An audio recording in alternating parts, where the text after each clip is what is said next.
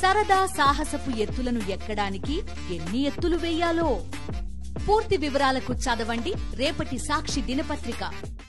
విజయవాడ విలయవాడగా మారింది. ప్రకృతి ప్రకోపించింది. కానీ ప్రజలను శపించింది మాత్రం కన్నెర్ర చేసిన ప్రకృతి కాదు, చంద్రబాబు ప్రభుత్వ నిర్లక్ష్యం. నోరు తెరిస్తే 45 ఇయర్స్ ఇండస్ట్రీ అని కదా చంద్రబాబు ఉదరగొట్టేది. మరి ఆ అనుభవం ఏమైంది? అతి భారీ వర్షాలు తప్పవు, జాగ్రత్త మహాప్రభో అని 2 రోజుల ముందు నుంచే వాతావరణ శాఖ రిపోర్ట్లు చించుకుని మరీ నివేదిస్తే ఏలిన వారికి ఏ మాత్రం పట్టలేదు. వర్షం వరదగా మారిన తర్వాత, లక్షల మందిని నిండా ముంచేసిన తర్వాత, కరకట్టలోని తన కొంప కూడా మునిగిపోక తప్పదని తేలిన తర్వాత అప్పుడు కానీ చలనం రాలేదు చంద్రబాబుకి. అప్పటికే జరగాల్సిన నష్టం జరిగిపోయింది. ఏపీలో వరద నీటిలో చిక్కుకుని ఆకలి కేకలు పెడుతున్న లక్షలాది మంది ఆర్తనాదాల వెనుక ఉన్నది ది గ్రేట్ విజనరీ నిర్లక్ష్యమే. ఈ పాపం ప్రకృతిది కాదు, పట్టనట్టు ఉండిపోయిన పాలకులదే. దీనిపైనే ఇవాల్టి మ్యాగజైన్ స్టోరీ. ఎన్నికల ఫలితాలు వెలువడుతోన్న సమయంలోనే ఏపీ వ్యాప్తంగా మొదలైన దాడుల వెనుక ఎంతో పకడ్బందీగా పన్నిన కుట్ర ఉంది. అధికారంలోకి రాగానే రెడ్ బుక్ రాజ్యాంగం అమలు చేయడం వెనుక పక్కా వ్యూహరచన ఉంది. మార్గదర్శి చిట్ ఫండ్స్ని రక్షించడానికి వ్యూహాత్మకంగా సిఐడి చేత పావులు కదిపించారు. గుడ్లవల్లేరులో వందల విద్యార్థుల ఆత్మాభిమానాన్ని సీక్రెట్ కెమెరాలతో చిత్రీకరించిన కామాంధులను రక్షించడానికి పక్కా స్కెచ్ వేశారు. వైఎస్ఆర్సీపీ మీద మసిపోయడానికి దిక్కుమాలిన తెలివితేటలు వాడి ముంబై నుంచి బ్లాక్మెయిల్ బామని బెజవాడలో దింపేశారు. ఆంధ్రప్రదేశ్ పరువు తీయడానికి, రాష్ట్ర భవిష్యత్తును చీకటిమయం చేయడానికి ఒకదాని తర్వాత ఒకటిగా ఇన్ని కుతంత్రాలు చేయడంలో బిజీగా ఉండిపోయారు కదా పాపం. వరదల నుంచి ప్రజలను రక్షించడానికి ముందే ప్రణాళిక సిద్ధం చేసే తీరిక లేకపోయింది. 2-3 రోజుల నుంచే వాతావరణ శాఖ హెచ్చరికల మీద హెచ్చరికలు చేసినా కనీసం ఒక్క సమీక్ష కూడా నిర్వహించే సమయం లేకపోయింది. ఫలితం విలయం, ప్రజల చావు, ప్రజలు చస్తున్నారు. పట్టించుకుంటే నాదిలో లేడు రాజునారిని. చిన్నపిల్లలు ఉన్నారు, చిన్నపిల్లలు పాలు పొద్దున్న బాధపడుతున్నారు. ఇంక వాళ్ళు బాధ చూడలేక నీళ్ళలో ఇక్కడ వరకు మునుకుంటూ వచ్చాం.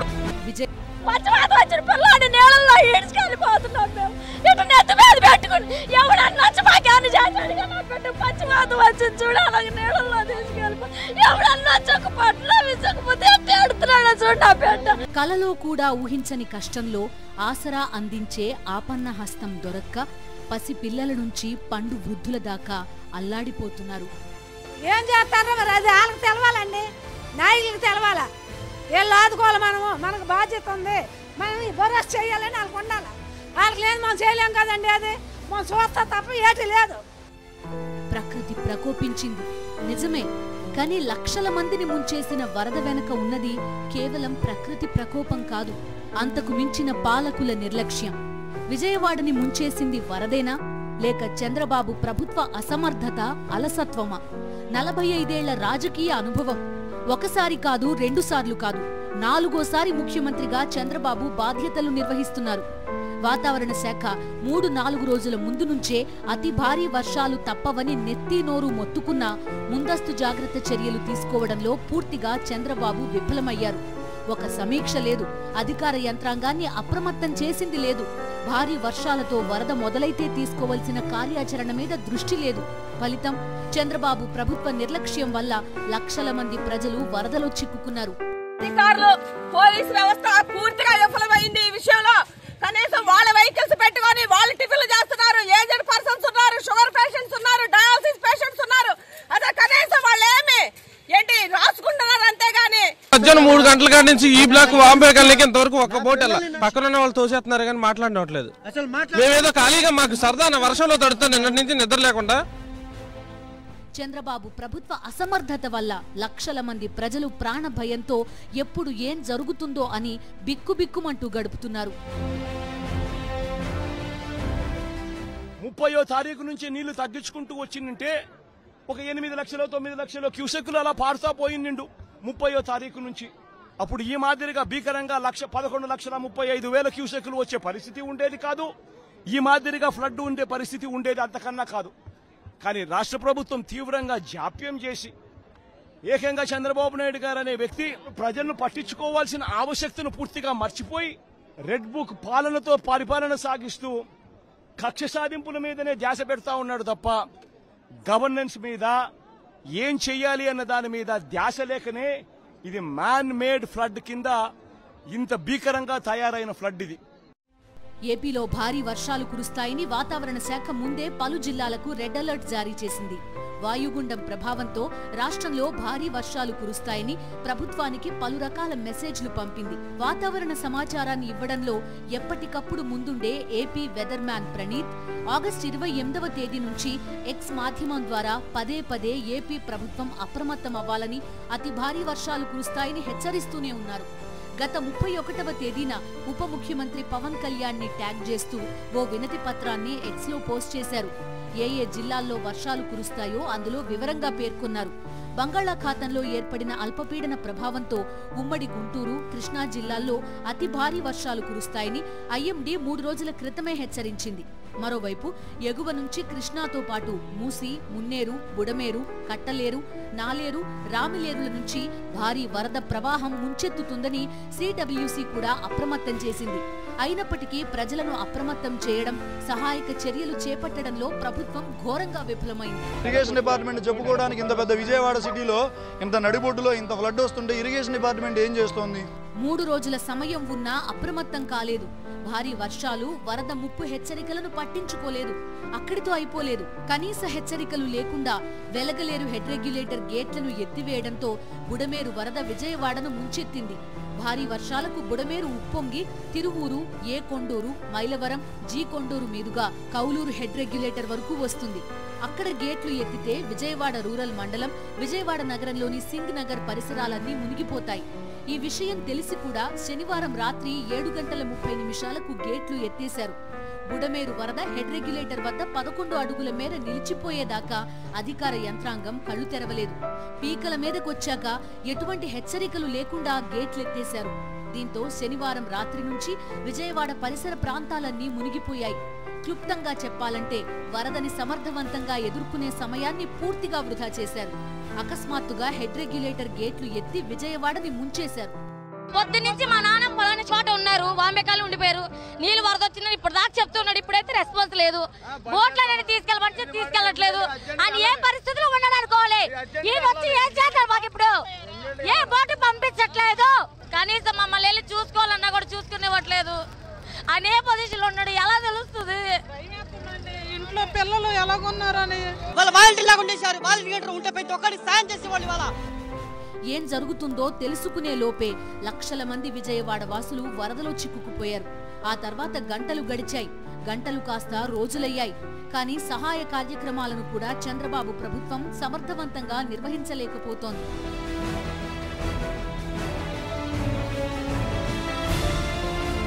ఇప్పుడు విజయవాడ మొత్తం ఆకలితో అల్లాడిపోతోంది.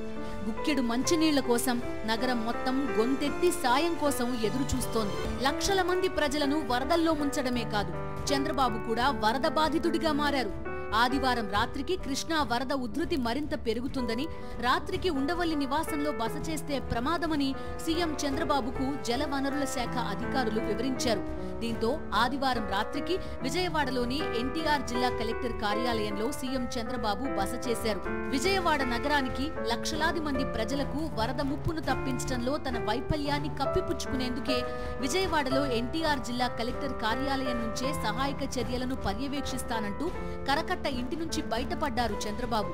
ఓటుకి కోట్లు కేసులో మా వాళ్లు బ్రీఫ్డ్ మీ అంటూ అడ్డంగా దొరికిపోయి రాత్రికి రాత్రి హైదరాబాద్ నుంచి కరకట్టకి పారిపోయారు చంద్రబాబు. ఇప్పుడు కరకట్టలోని తన అక్రమ నివాసాన్ని వరద ముంచేస్తుందని గ్రహించి అక్కడి నుంచి విజయవాడ పరుగెత్తారు. కృష్ణానదికి 2019లో ఆగస్టు 14 నుంచి 17 వరకు భారీ వరదలొచ్చాయి. అప్పుడు కూడా చంద్రబాబు నివాసంతో పాటు 35 అక్రమ బంగ్లాలు నీట మునిగాయి. 2020, 2021, 2022లోనూ ఇదే జరిగింది. కానీ ఇప్పుడు చంద్రబాబే అధికారంలో ఉన్నారు. ఐఎండీ హెచ్చరికలను పట్టించుకోలేదు, ముందు జాగ్రత్త చర్యలు తీసుకోలేదు. ఫలితంగా తానే వరద బాధితుడిగా మారారు. అప్పట్లో తన నివాసాన్ని ముంచడానికి వైఎస్ఆర్సీపీ ప్రభుత్వంపై ఆరోపణలు చేసిన చంద్రబాబు ఇప్పుడెందుకు ముప్పును తప్పించుకోలేకపోయారని అధికార వర్గాలే ప్రశ్నిస్తున్నాయి. ప్రజాసేవలో తండ్రికి మించిన తనయుణ్ణి అని పదే పదే నిరూపించుకుంటోన్న మంత్రి నారా లోకేష్ మరో అడుగు ముందుకేసి ఆదివారం రాత్రి కరకట్ట నివాసం నుంచి హైదరాబాద్ చెక్కేశారు. తిరిగి సోమవారం ఉదయం హైదరాబాద్ వరద వస్తే చాలు కృష్ణలంక కృష్ణానదిలో కలిసిపోయేది. అలాంటిది 12 లక్షల క్యూసెక్కుల వరద వచ్చినా కృష్ణలంక వీధుల్లోకి కూడా కృష్ణానది తొంగి చూడలేకపోయింది. కానీ వేల క్యూసెక్కుల వరదకే బుడమేరు విజయవాడని మింగేసింది. కారణం ఏంటి? విలయం సృష్టిస్తున్న వరదల వెనుక చంద్రబాబు ప్రభుత్వ నిర్లక్ష్యం ఉంది. మాకేం కాదన్న గుండె ధైర్యంతో కృష్ణమ్మ వరదని తిలకిస్తున్న లక్షల మంది కృష్ణలంక వాసుల టీవీ వెనుక జగన్మోహన్ రెడ్డి విజన్ ఉంది. ముందు చూపుతో ఆయన కట్టించిన రిటైనింగ్ వాల్ ఉంది. తెల్లారి లేస్తే నేను విజనరీ, నేను హుద్హుద్ తుఫానుని ఎదుర్కొన్నానని లేని పోని గొప్పలు చెప్పుకునే చంద్రబాబుకి దార్శనిక పాలనకి నిర్వచనం చెప్పిన జగన్మోహన్ రెడ్డికి ఉన్న తేడా ఇది. వరద ముప్పు నుంచి లక్షల మంది ప్రజలను సురక్షితంగా తరలించే అవకాశం ఉన్నా రెడ్ బుక్ రాజ్యాంగం అమలు చేసే పనిలో బిజీగా ఉన్న చంద్రబాబు ప్రభుత్వం ఏమాత్రం అటువైపు చూడలేదు. చివరకు కరకట్టలో తన అక్రమ నివాసం వరద ముంపుకి గురికావటంతో గత్యంతరం లేక అక్కడి నుంచి కదిలిన చంద్రబాబు సహాయక కార్యక్రమాలను పర్యవేక్షిస్తున్నట్లుగా కొత్త డ్రామా మొదలు పెట్టారని ప్రజలు విమర్శిస్తున్నారు. విజయవాడలో పర్యటించిన వైఎస్ జగన్మోహన్ రెడ్డి పూర్తిగా చేతులెత్తేసిన అధికార యంత్రాంగాన్ని, ప్రభుత్వాన్ని చూసి నివ్వెరపోయారు. లక్షల మంది ప్రజల కష్టాలను చూసి చలించిపోయారు. అడుగడుగునా బాధితులు జగన్ కి తమ గోడును చెప్పుకున్నారు. ఫస్ట్ ఫ్లోర్ లో చిన్న పిల్లలతో కలిసి ఫస్ట్ ఫ్లోర్ లో 2 రోజుల నుంచి కరెంటు లేక, రీఛార్జ్ లేక, అది ఫోన్ లో కమ్యూనికేషన్ కూడా లేక మొన్న సండే మధ్యాహ్నం నుంచి 6 తిరుగుతున్నారు. ఎంతమంది తీసుకొస్తారు బాబు? సరిపోయింది.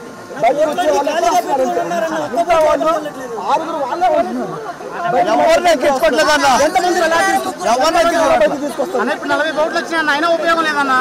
40 వచ్చినాయి సార్, ఏదో 20 మంది అంతమంది ఉన్నారు సార్. ఇబ్బంది పడుతున్నారు. చాలా మంది ఉన్నారు సార్. 2 రోజులుగా లక్షల మంది ప్రజలు ఆకలితో అలమటిస్తున్నారు.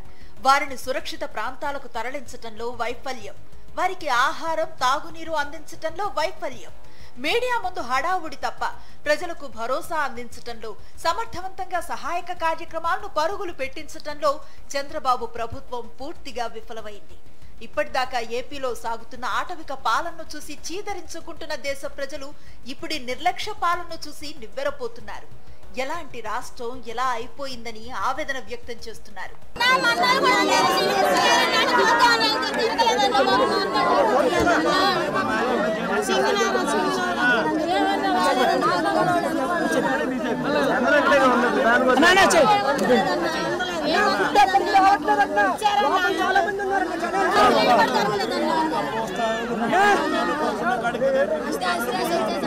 జనాల కోసం వచ్చామని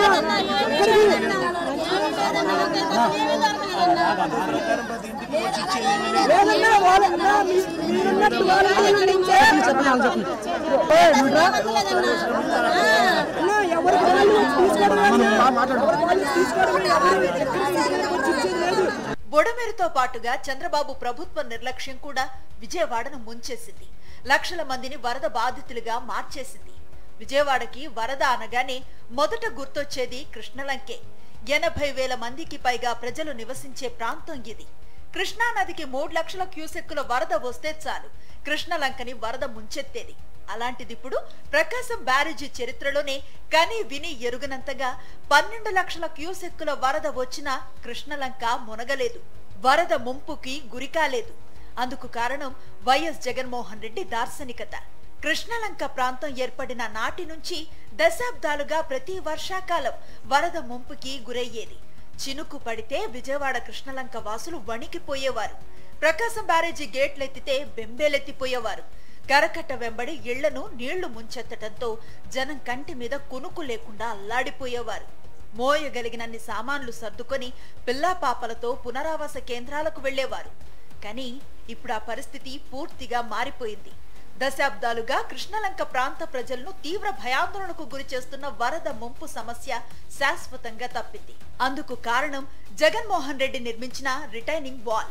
ఇదిగో ఇలా చూడండి, కృష్ణమ్మ ఉగ్ర రూపం చూడండి. చరిత్రలో కని విని ఎరుగని వరద ఇది. అయినా 80,000 మందికి పైగా కృష్ణలంక వాసులు నిశ్చింతగా ఉన్నారంటే దానికి కారణం జగన్మోహన్ రెడ్డి కట్టించిన ఈ రిటైనింగ్ వాలే. ప్రతిసారి కృష్ణా నదికి వరద మొదలవగానే ఈ ప్రాంతాల్లోని ప్రజలు పునరావాస కేంద్రాలకు వెళ్లాల్సి వచ్చేది.